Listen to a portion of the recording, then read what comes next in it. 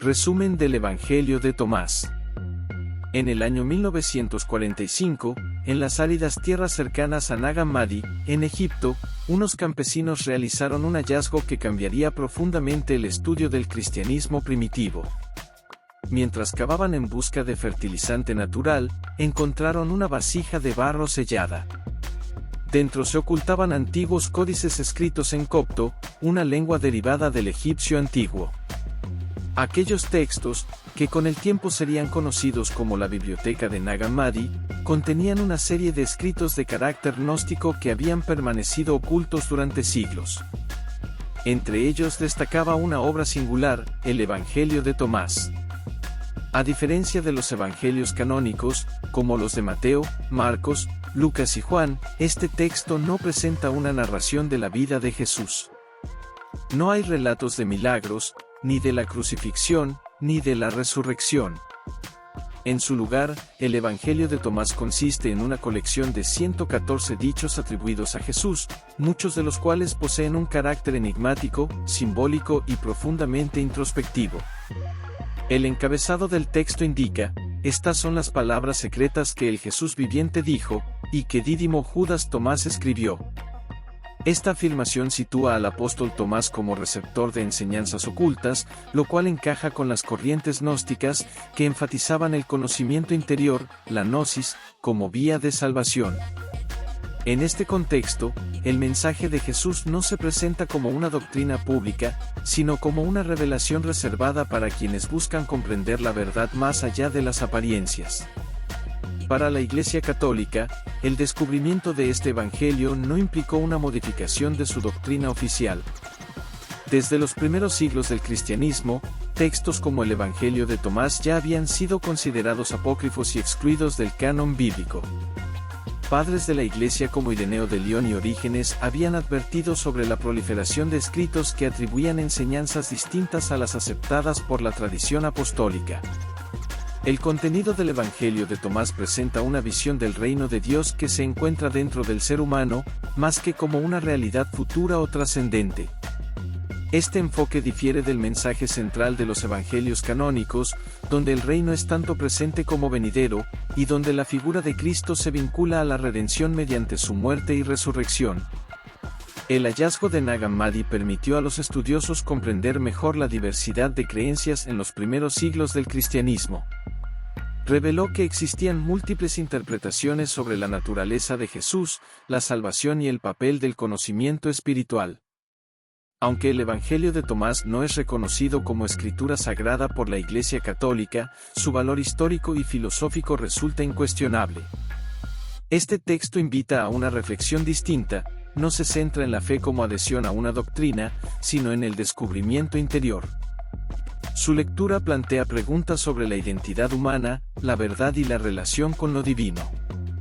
En ese sentido, más que un evangelio narrativo, es un compendio de sabiduría que desafía, provoca y conduce al lector hacia una búsqueda personal.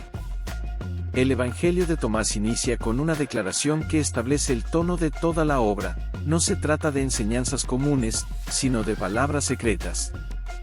Desde el primer logión, Jesús invita a quien lea a emprender una búsqueda profunda: quien encuentre la interpretación de estas palabras no probará la muerte. Esta afirmación no debe entenderse de manera literal, sino como una referencia a una transformación espiritual que trasciende la existencia material. A lo largo de los primeros dichos, se introduce una idea central: el conocimiento verdadero no proviene del exterior, sino del interior del ser humano.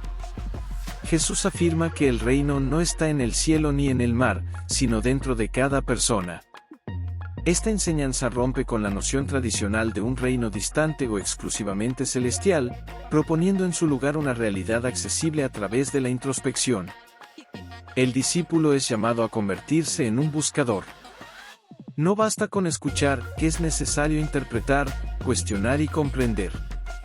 En uno de los dichos, Jesús afirma que quien busca no debe dejar de hacerlo hasta encontrar, y que al encontrar se turbará, para luego maravillarse y finalmente reinar sobre el todo. Este proceso describe una evolución espiritual, del desconcierto inicial al entendimiento profundo. También aparece una crítica implícita a las estructuras religiosas externas. Se sugiere que los líderes que afirman tener acceso exclusivo a la verdad están equivocados, ya que el conocimiento auténtico no puede ser monopolizado. Cada individuo posee la capacidad de descubrir la verdad por sí mismo. Otro elemento relevante en este capítulo es la reinterpretación de conceptos familiares. Por ejemplo, el ayuno, la oración y la limosna son cuestionados cuando se realizan de manera superficial. Lo importante no es el acto externo, sino la intención y la comprensión interna. El lenguaje del texto es simbólico. Jesús habla en parábolas breves, muchas veces desconcertantes. Se refiere a la luz que está dentro del ser humano, a la necesidad de conocerse a sí mismo y a la importancia de volverse uno solo. Esta unidad puede interpretarse como la integración de las dualidades internas, cuerpo y espíritu, luz y oscuridad. En este primer conjunto de dichos, también se percibe una invitación a desapegarse de las ilusiones del mundo material. La riqueza, el poder y las preocupaciones cotidianas son presentadas como distracciones que impiden el acceso a la verdad. El discípulo ideal es aquel que se convierte en niño, no en el sentido de inmadurez, sino de pureza y apertura. Solo quien abandona sus prejuicios puede recibir la enseñanza. En síntesis, el inicio del Evangelio de Tomás establece las bases de una espiritualidad interior, basada en el autoconocimiento y la búsqueda constante. No ofrece respuestas fáciles, sino enigmas que requieren reflexión. En los dichos que continúan dentro del Evangelio de Tomás, la enseñanza se vuelve aún más penetrante, como si cada afirmación buscara romper las capas de ilusión que envuelven al ser humano. Jesús no habla de normas ni de mandamientos externos, su voz se dirige directamente a la conciencia, señalando que la verdadera transformación no depende de la obediencia, sino del despertar. Se introduce una idea inquietante: muchos creen estar vivos, aunque en realidad permanecen dormidos. Esta metáfora del sueño representa una existencia automática, gobernada por hábitos, miedos y creencias heredadas. Despertar implica ver la realidad tal como es, sin filtros ni engaños. En ese sentido, el conocimiento al que apunta el texto no es acumulativo, no consiste en aprender más cosas, sino en despojarse de lo que impide ver con claridad. Jesús plantea que quien ha descubierto el mundo interior se vuelve extraño para el mundo exterior. Esta afirmación refleja una ruptura inevitable. El buscador comienza a percibir la superficialidad de muchas preocupaciones cotidianas. Lo que antes parecía esencial pierde peso, mientras que lo invisible adquiere un valor profundo. No se trata de despreciar el mundo, sino de comprender su naturaleza transitoria. Surge también una enseñanza sobre la soledad espiritual. Aunque el camino puede compartirse con otros, la comprensión es siempre individual. Nadie puede recorrer ese trayecto por otro. En varios dichos, Jesús sugiere que incluso dentro de un grupo, pocos realmente entienden. La multitud escucha, aunque solo algunos logran interpretar. El lenguaje simbólico continúa revelando capas de significado. Se habla de una semilla sembrada en buena tierra, que produce fruto abundante. Esta imagen apunta a la disposición interior del individuo. No basta con recibir la enseñanza, es necesario que encuentre un terreno fértil donde crecer. La dureza del corazón, la distracción o la arrogancia pueden impedir ese proceso. Aparece también una reflexión sobre la verdad y la mentira. Jesús advierte que lo que está oculto será revelado, y que nada permanece escondido para siempre. Esta idea no solo se refiere a hechos externos, sino al interior del ser humano. Las máscaras, las falsas identidades, los engaños personales, todo termina por salir a la luz. El autoconocimiento exige valentía, ya que implica enfrentar aquello que se ha evitado. Otro elemento central es la inversión de valores. Lo pequeño se vuelve grande, lo insignificante adquiere relevancia. Jesús menciona que la piedra que los constructores rechazaron es la que se convierte en piedra angular. Esta paradoja refleja una constante del texto: la verdad no se encuentra en lo evidente, sino en lo que ha sido ignorado o descartado. La relación con el mundo material se aborda desde una perspectiva de desapego consciente. No se exige renunciar a todo, aunque sí comprender que la posesión no define la identidad. El apego excesivo genera miedo, miedo a perder, miedo a cambiar, miedo a morir. Al liberarse de esas ataduras, el individuo experimenta una forma de libertad interior. En varios dichos, se percibe una invitación a la autenticidad. Jesús critica a quienes aparentan ser algo que no son, a quienes construyen una imagen para ser aceptados. La verdad no puede habitar en la falsedad. Ser auténtico implica reconocer tanto la luz como la sombra, sin negarlas ni disfrazarlas. La figura del buscador se vuelve más clara: es alguien dispuesto a cuestionarlo todo, incluso sus propias certezas. No se aferra a dogmas, no busca seguridad en estructuras rígidas. Su camino es incierto, aunque profundamente transformador. Cada descubrimiento abre nuevas preguntas, cada respuesta conduce a un nivel más profundo de comprensión. También se enfatiza la importancia del silencio. No todo puede ser expresado con palabras. Algunas verdades solo pueden ser experimentadas. El ruido constante, tanto externo como interno, impide escuchar esa voz interior que guía el proceso. Aprender a callar, a observar, a estar presente, se convierte en una práctica esencial. En este desarrollo, el mensaje adquiere una intensidad particular: no hay excusas para no buscar. El reino está presente, accesible, esperando ser reconocido. La dificultad no radica en su lejanía, sino en la resistencia del ser humano a mirar hacia adentro. El lector se encuentra frente a una enseñanza que no se impone, sino que interpela. Cada dicho actúa como una llave, capaz de abrir una puerta distinta según la disposición de quien lo recibe. La transformación no ocurre de inmediato, es un proceso gradual, a veces incómodo, aunque profundamente revelador.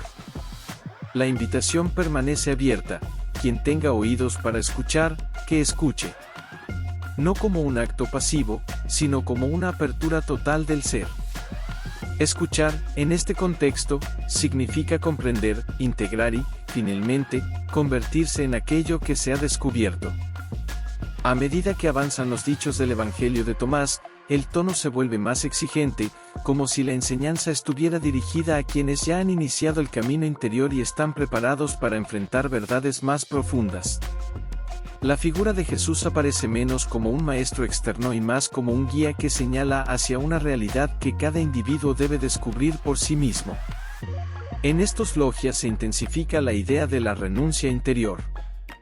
No se trata únicamente de abandonar posesiones materiales, sino de desprenderse de las estructuras mentales que limitan la percepción. Creencias, prejuicios, identidades construidas, todo aquello que define al individuo desde el exterior debe ser cuestionado. Jesús propone una especie de vaciamiento: solo quien se despoja puede recibir. Surge una enseñanza provocadora sobre la familia y los vínculos humanos. En algunos dichos, Jesús afirma que quien no odia a su padre y a su madre no puede ser su discípulo. Esta expresión, lejos de promover el rechazo literal, apunta a una ruptura simbólica con las ataduras que condicionan la identidad. La familia representa el origen de muchas creencias y patrones, liberarse de ellos implica un acto de autonomía espiritual. El lenguaje continúa utilizando paradojas que desafían la lógica común.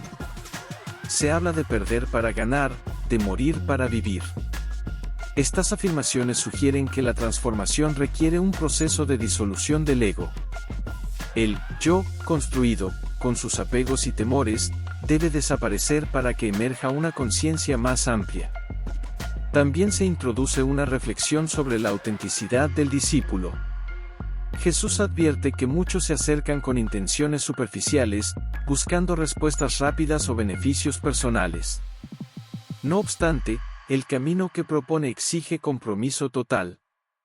No hay lugar para la tibieza. Quien decide seguirlo debe estar dispuesto a enfrentar la incertidumbre y el cambio profundo.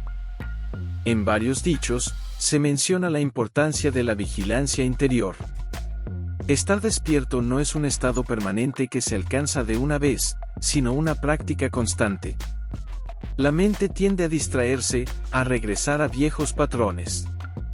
Por ello, el buscador debe mantenerse atento, observando sus pensamientos, emociones y reacciones.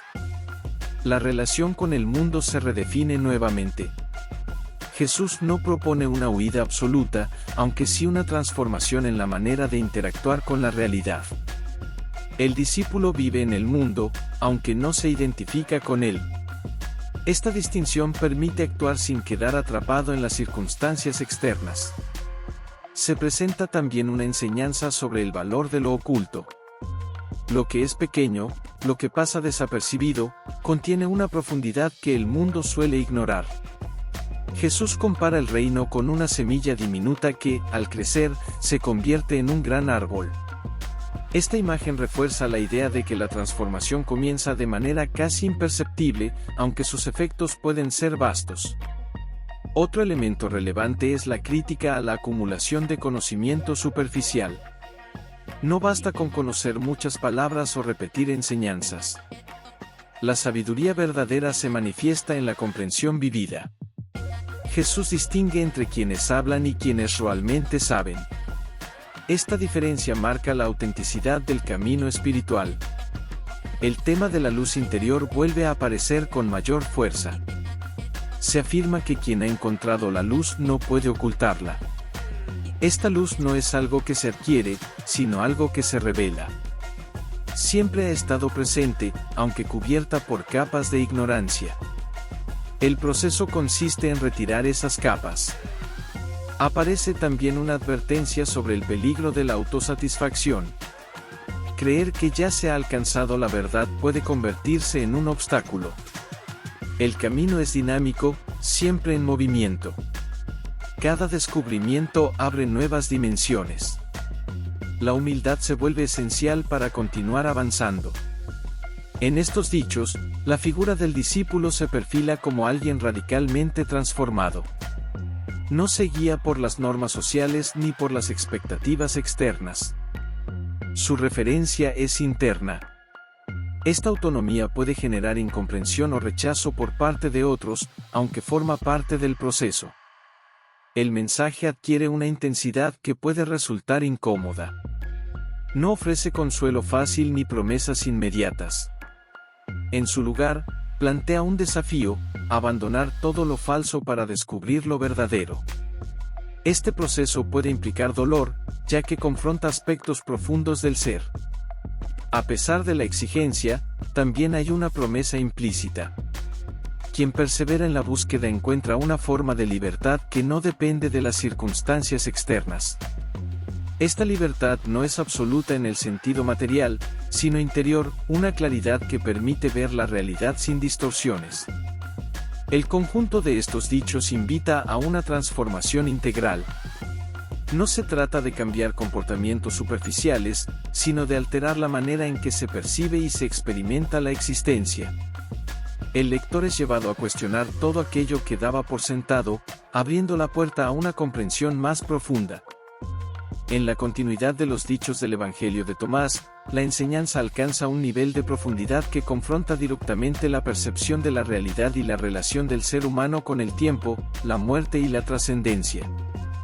Jesús plantea ideas que desestabilizan las nociones habituales sobre el origen y el destino, invitando a mirar la existencia desde una perspectiva completamente distinta. Se introduce una reflexión sobre el principio y el final. Jesús afirma que bienaventurado es quien se encuentra en el origen, ya que conocerá el final y no temerá la muerte. Esta declaración sugiere que el tiempo, tal como lo percibe el ser humano, es una construcción limitada. El origen no es solo un punto en el pasado, sino una realidad permanente que puede ser reconocida en el presente. Quien accede a esa comprensión trasciende la angustia del devenir. La muerte, en este contexto, pierde su carácter absoluto. No es vista como un final definitivo, sino como una transición que afecta únicamente a la dimensión material. El verdadero problema no es morir, sino vivir sin haber despertado. Jesús advierte que muchos mueren sin haber vivido realmente, atrapados en una existencia superficial. También se profundiza en la idea de la unidad. Las divisiones que el ser humano percibe, entre cielo y tierra, espíritu y materia, interior y exterior, son presentadas como ilusorias. La realidad es una, aunque la mente la fragmenta para poder comprenderla. El camino espiritual consiste en reunir lo disperso, en reconocer la unidad subyacente. En varios dichos, se menciona la importancia de conocer el origen divino. Jesús afirma que quienes han comprendido de dónde vienen y hacia dónde van poseen una libertad que el mundo no puede otorgar ni quitar. Esta conciencia transforma la manera de vivir, ya que elimina el miedo fundamental que surge de la ignorancia. El lenguaje simbólico se vuelve aún más abstracto. Se habla de imágenes que no reflejan la verdadera esencia, de formas que ocultan más de lo que muestran. Jesús invita a no quedarse en las apariencias, a ir más allá de lo visible. Esta enseñanza resuena con la idea de que la realidad material es solo una manifestación parcial de algo más profundo. Surge también una crítica al apego al pasado y a la preocupación por el futuro. El tiempo psicológico se presenta como una fuente de sufrimiento. Quien vive atrapado en recuerdos o anticipaciones pierde el contacto con el presente, que es el único espacio donde puede ocurrir el despertar. Jesús señala que el reino se encuentra aquí y ahora, no en un momento posterior. En estos dichos, la figura del discípulo adquiere una dimensión más madura. Ya no es solo un buscador, sino alguien que comienza a comprender. Esta comprensión no se traduce necesariamente en palabras, sino en una forma de ser. El discípulo se vuelve más silencioso, más atento, menos reactivo. La relación con los demás también se transforma. Jesús sugiere que quien ha encontrado la verdad no necesita imponerse ni convencer. Su presencia misma refleja esa comprensión. Esta actitud contrasta con la tendencia humana a debatir y a defender creencias. La verdad, en este contexto, no se argumenta, se vive. Otro elemento importante es la advertencia contra la dependencia de intermediarios. Jesús insiste en que el acceso a la verdad no requiere de autoridades externas. Cada individuo posee la capacidad de descubrir por sí mismo.